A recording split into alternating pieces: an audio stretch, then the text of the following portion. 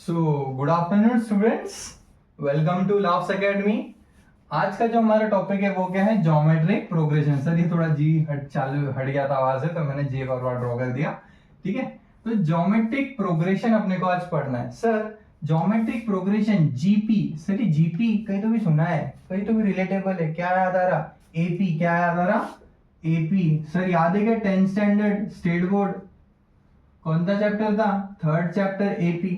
क्या होता सर?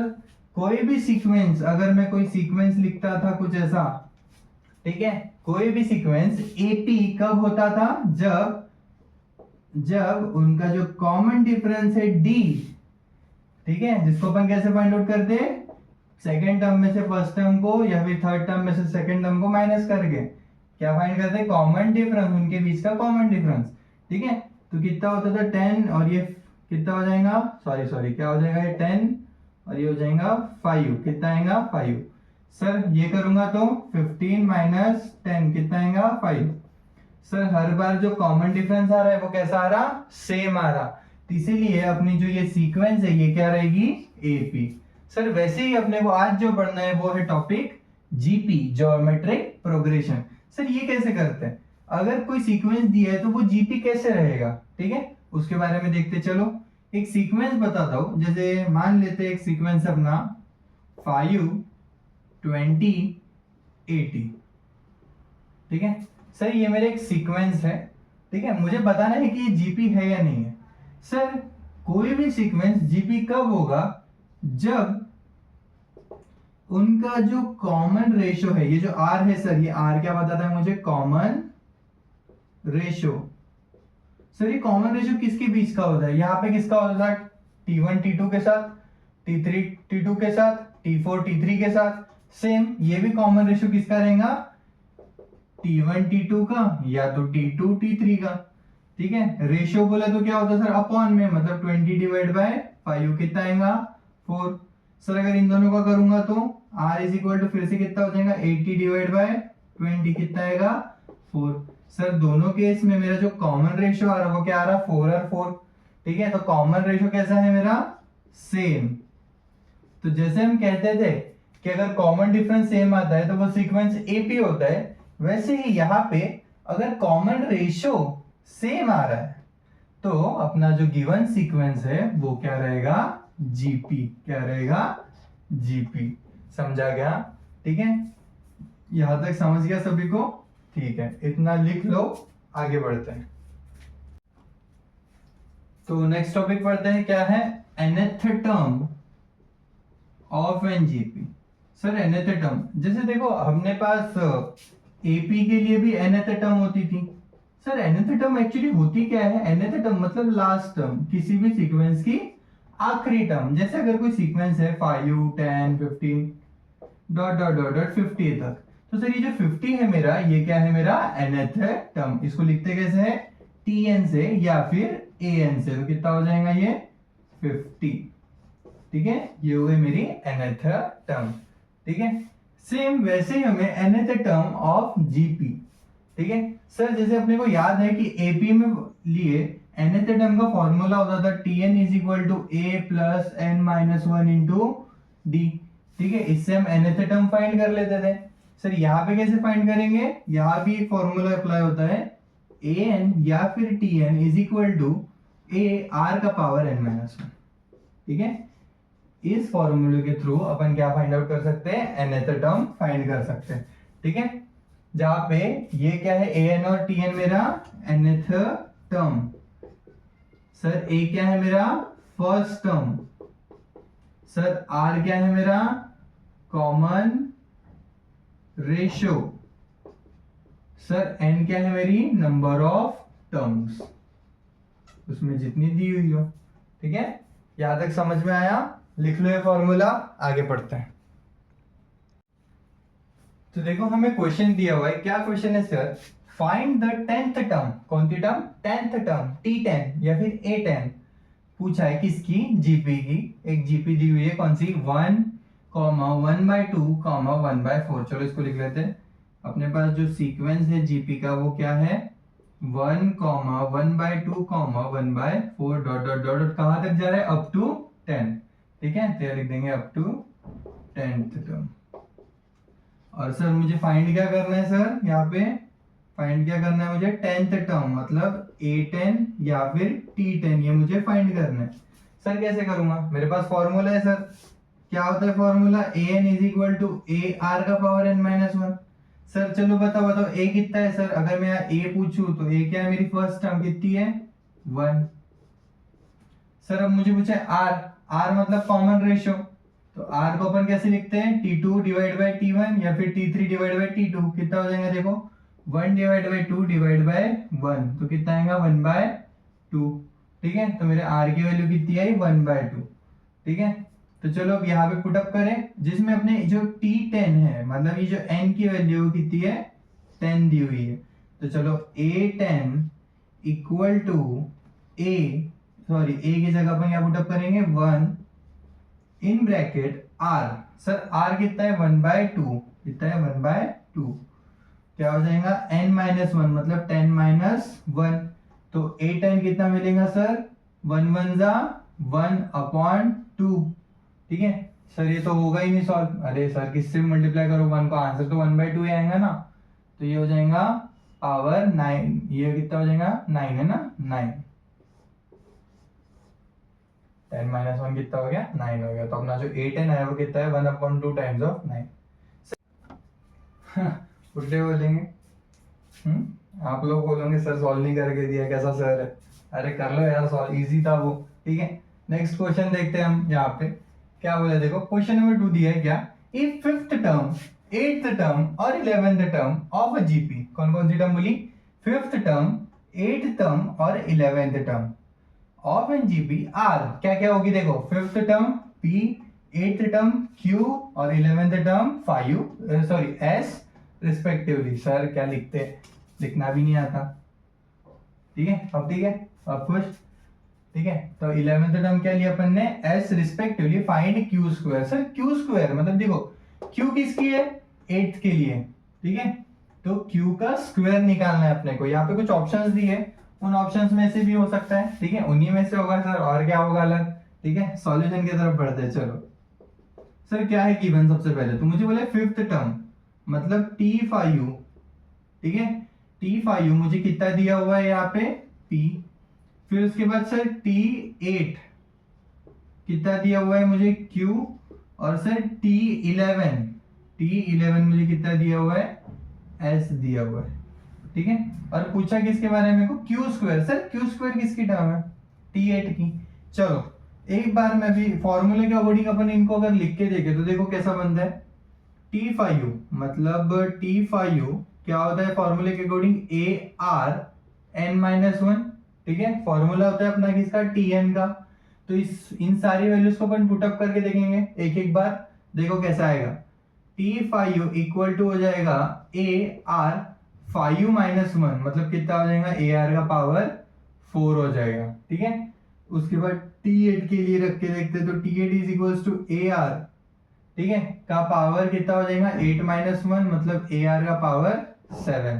ठीक है, फिर उसके बाद T11 कितना हो जाएगा सर, ए आर का पावर 11 माइनस वन मतलब ए आर का पावर कितना आएगा यहाँ पे 10 आएगा। ठीक है, अच्छा देखो अपने को क्या बोला है, T8 क्यू है, T8 कितना है अपना, क्यू दिया हुआ है, गिवन है अपने को। ठीक है, और साथ में अपन ने T8 की वैल्यू भी फाइंड की, कितनी हुई, ए आर का पावर 7, कितना है ए आर का पावर 7। सर ये जो दोनों T8 है ये सेम है ना, सर अगर ये सेम है तो इनकी जो ये दोनों टर्म्स है ये भी कैसे हो जाएंगी, सेम हो जाएंगी। समझ में आया क्या, क्योंकि T8 भी Q है और यहाँ पे T8 की वैल्यू अपन ने AR का पावर 7 ली है, तो सर अगर T8 दोनों में सेम है तो ये दोनों टर्म्स भी कैसे हो जाएंगी, सेम हो जाएगी। तो अपन क्या लिखेंगे, T8 is equals to AR का power 7 is equal to Q। तो इन दोनों को मैं इक्वल अगर मैं ले लूं तो कैसा आएगा देखो, AR का power 7 is equal to Q। ठीक है, सर मुझे क्वेश्चन में क्या पूछा है, Q स्क्वायर कितना होगा, मतलब इसका मुझे स्क्वायर करना पड़ेगा। सर अगर मैं इसका स्क्वायर कर रहा हूं तो ये तो पूरी इक्वेशन है, तो इसका भी क्या हो जाएगा स्क्वायर। तो मैंने देखो यहाँ पे क्या किया, स्क्वायरिंग बोथ साइड, क्या किया मैंने, स्क्वायरिंग बोथ साइड। तो कैसा हो जाएगा देखो, a r का पावर 7 इनका whole square equal to q का स्क्वायर, q का क्या स्क्वायर, ठीक है। तो sir q square is equal to क्या हो जाएगा, a का स्क्वायर क्या हो जाएगा a स्क्वायर, ठीक है, और r का पावर 7 का पावर 2 इंडाइसिस के अकॉर्डिंग कितना हो जाएगा 7 इंटू 2 14, तो r का पावर आएगा 14। ये आई मेरी q स्क्वायर की वैल्यू, ठीक है। पर सर मुझे तो यह p और s के फॉर्म में, मतलब t5 और t11 के फॉर्म में, ठीक है, तो मुझे इन दोनों से काम है अब, ठीक है। इसको मैं दे देता, इसको तो वैसे का वैसे ही रखते फिलहाल। मुझे वर्क किससे है, t5 और t11 से, क्योंकि मेरे को ps के फॉर्म में दिया है, t5 p है और t11 s है। सेम यहाँ पे t5 को a का पावर 4 बोला और t11 को a का पावर 10 बोला। सर देखो मुझे क्या दिख रहा, अगर मैं a इंटू ए करूंगा तो मुझे क्या मिलेगा a स्क्वायर, समझा क्या बोला मैंने, t11 और t5 में अगर मैं ये a इंटू ए करूंगा तो मुझे क्या मिलेगा a स्क्वायर मिलेगा, ठीक है। सेम अगर मैं r का पावर 10 इंटू r का पावर 4 करूंगा तो सर r का वाले पावर कितना 40 मिलेगा क्या, नहीं 14 मिलेगा, कितना 14।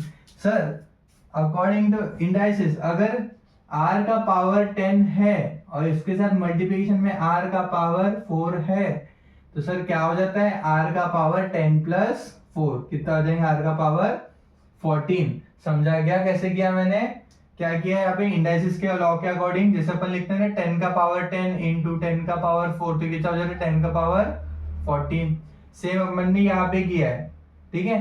तो अपने को क्या करना पड़ेगा, अभी इससे मुझे क्या पता चल रहा कि इन दोनों का अगर मैं मल्टीप्लीकेशन करूं, किसका t5 और t11 का, तो मुझे इन दोनों के मल्टीप्लीकेशन से ये वैल्यू मिल रही क्या, चलो देखो एक बार बताता हूँ। क्या किया अपन ने t5 इंटू t11, कितना किया t5 इंटू t11। सर आप ये 8 क्यों नहीं ले रहे, अरे मैं क्यों लूं, 8 मेरे को ऑलरेडी यहाँ पे मिल गया है ना, a का पावर 7 ar का पावर 7, ये मेरी 8 की तो वैल्यू थी q, है ना, इसलिए अपन ने इन दोनों का मल्टीप्लीकेशन लिया। तो t का पावर 5 इंटू टी का पावर 11, सर कितना हो जाएगा, देखो p into S, sir P S क्या लिख रहे हो, देखो ना यार t5 p है और t11 s है, p इंटू एस, ठीक है। और आंसर भी अपना वैसे सेम ही आ रहा था, देखो कैसे आ रहा सेम, अगर मैं t5 की जगह ये वैल्यू रखूं ar का पावर 4 इंटू ar का पावर 10 तो a इंटू ए क्या हो जाता था a स्क्वायर इंटू r कितना, ये r का पावर 4 इंटू r का पावर 10 कितना हो जाता था r का पावर 14, ठीक है। तो मेरा आंसर क्या आ रहा p इंटू एस, तो मेरा जो ये वाला आंसर है वो क्या है, करेक्ट है। समझा के कैसे सॉल्व करना है, सबसे पहले अपने को क्या दिया था, 5th term p, 8th term q और 11th टर्म s और q स्क्वायर फाइंड करना था, ठीक है। ये ऑप्शंस दिए हुए थे तो अपन ने लिख दिया था t5 p है, t8 q है और t11 s है। फिर अपन ने फॉर्मूले के अकॉर्डिंग गए nth टर्म के, तो t5 को जब अपन ने सॉल्व किया तो a का पावर ar का पावर 4 मिला, t8 को अगर सॉल्व किया तो ar का पावर 7 और t11 को सॉल्व किया तो ar का पावर 10 मिला। उसके बाद सर मुझे क्या दिखा कि t8 को एक r का पावर 7 लिख सकते, सेम t8 को एक q बताया गया है गिवन में, तो सर अगर t8 यहाँ पे सेम है तो ये दोनों भी कैसे हो जाएंगे सेम, तो मैंने सेम लिख दिया। और मुझे निकालना क्या था, q स्क्वायर निकालना था, तो मैंने दोनों साइड में क्या कर दी स्क्वायरिंग, तो मुझे q स्क्वायर की वैल्यू कितनी मिली, a का पावर 2 इंटू r का पावर 14। बट यहाँ पे ps के फॉर्म में आंसर, ps किसका है, p है t5 का और s है t11 का, तो ये इसमें मैंने इसको क्या किया, ट्राई करके देखा कि जब मैं इन दोनों का मल्टीप्लिकेशन करता हूँ तो मुझे आंसर सेम मिलता है क्या, तो मुझे आंसर कैसा मिला, सेम मिला, तो सेम मिला तो p इंटू एस अपना जो आंसर है वो कैसा है, करेक्ट है, ठीक है। इसी वे में सॉल्व करना है, लिख लो अपने कॉपी में। तो चलो नेक्स्ट क्वेश्चन की तरफ बढ़ते हैं। क्या दिया अपने को next question, find the number of terms in following GP. Sir यहाँ हमें 3 जीपीज दी गई है, इनकी क्या फाइंड करना है, नंबर ऑफ टर्म्स फाइंड करना है, ठीक है। सर नंबर ऑफ टर्म्स को कैसे लिखते हैं, n से, ठीक है, जिसके लिए देखो अपने को nth टर्म दी हुई है, nth टर्म दी है तो अपन nth टर्म का फॉर्मूला लगाएंगे, an is equal to ar का पावर n माइनस 1। ये जो n है ये अपने को यहाँ पे फाइंड करना है तीनों के लिए, ठीक है, तीनों का अलग अलग आएगा। तो मैं ये एक सॉल्व करके दे रहा हूँ, बाकी तो आपको ट्राई करना है, नहीं समझेंगे तो मैं बता दूंगा, ठीक है। उसके लिए देखो फर्स्ट क्वेश्चन क्या है, 2 4 डॉट डॉट डॉट डॉट 128, ठीक है। सर इसमें मुझे a कितना दिया है, मुझे ये फाइंड आउट कर दो, a पता चाहिए ना, a कितना है 2। सर r निकालना है, तो r का फॉर्मूला क्या होता है, सेकेंड टर्म को डिवाइड कर दो फर्स्ट टर्म से, तो 2 कट हो जाएगा, √2 आएगा r, ओके। उसके बाद an लास्ट टर्म कितनी दी है अपने को, 128, ठीक है। सर ये सारा जितना भी है मटेरियल ये आप पुट अप कर देंगे, तो an कितना है 128 equal to a, sir a कितना आया था 2, ये था अपना r √2 का पावर n-1, ठीक है। सर 128 डिवाइड बाय 2, ठीक है, इक्वल्स टू कितना हो जाएगा सर, √2 का पावर n-1, ठीक है। इसको सॉल्व करेंगे तो कितना आएगा 64, देखो 6 और ये 4 से, ठीक है, 64 इक्वल टू √2 का पावर n-1, ठीक है। अब सर आगे क्या करेंगे, हमको तो यही तक आता। अब ध्यान दो, आगे है पावर्स की इक्वालिटी, कैसे सर, देखो 64 अगर अपन देखें तो 8 का स्क्वायर है, किसका स्क्वायर है, 8 का स्क्वायर, ठीक है। देखो 64 किसका स्क्वायर है, 8 का स्क्वायर है, इक्वल्स टू ये हो जाएगा √2 का पावर n-1, ठीक है। क्या मुझे एक बात बताओ, क्या मैं ये 2 को इक्वल लिख सकता हूँ n-1 के, ठीक है। क्या बोला मैंने, क्या ये पावर के 2 को मैं √2 के n-1 से इक्वल लिख सकता हूँ क्या, ऑब्वियस है सर, नहीं लिख सकते। क्यों नहीं लिख सकते, क्योंकि यहाँ पे √2 और यहाँ पे 8, ठीक है। जब भी अपने को दिया गया हो a का पावर n और ऐसा दिया हो a का पावर 7, तो यहाँ पे दोनों कैसे चाहिए, सेम। अगर ये दोनों सेम है तो ये दोनों भी कैसे हो जाएंगे, सेम, मतलब n की वैल्यू कितनी आएगी 7। समझाएगा कैसे सॉल्व करना है, सेम हमें यहाँ पे ये दोनों टर्म सेम करनी पड़ेगी, तभी हम दोनों को इक्वल बता सकते हैं इन पावर्स को। जैसे हमने यहाँ बताया ये दोनों सेम था तो हमने पावर को भी इक्वल बता दिया, तो n की वैल्यू 7 होगी। वैसे ही यहाँ सॉल्व करना है। सर √2 कैसे लाएंगे, चलो √2 अगर हम लाते हैं तो 8 को अगर हमको √2 बनाना है तो सर कैसे बनाएंगे, कैसे बना सकते हैं, चलो लॉजिक लगाओ थोड़ा सा, कैसा हो सकता है ये।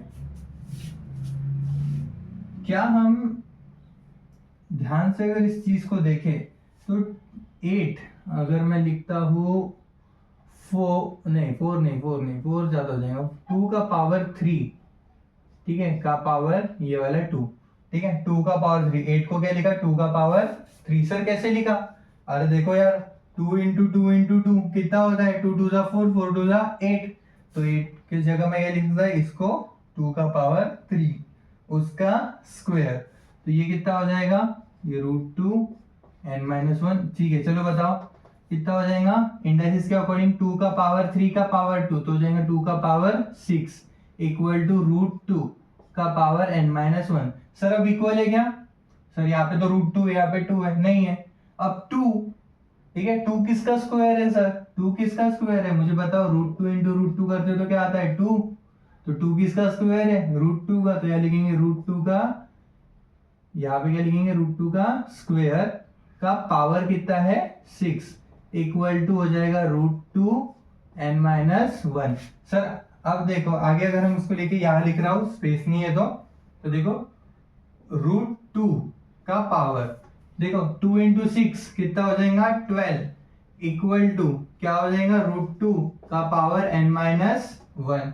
समझा क्या मैंने क्या किया, यहाँ पे मेरे को 64 दिया हुआ था, मैंने उसको 8 का स्क्वायर लिखा, 8 को मैंने 2 का क्यूब लिखा और 2 के मैंने √2 लिखा, 2 को क्या लिखा मैंने √2 का स्क्वायर लिखा, ठीक है। इस वे में मैं धीरे धीरे सॉल्व करता गया, तो मुझे क्या मिला √2 सेम आ गए। अब सर अगर ये दोनों कॉमन है, मतलब a और a सेम आ गए, तो उनके पावर्स भी कैसे हो जाएंगे, इक्वल हो जाएंगे, तो 12 इक्वल टू हो जाएगा n-1। तो सर ये -1 जब इधर आएगा तो क्या हो जाएगा +1 इक्वल टू n, तो n कितना मिलेगा 13। मतलब मेरी जो ये वाली टर्म है इसमें टोटल कितने टर्म्स है, नंबर ऑफ टर्म्स 13, कितने हैं 13।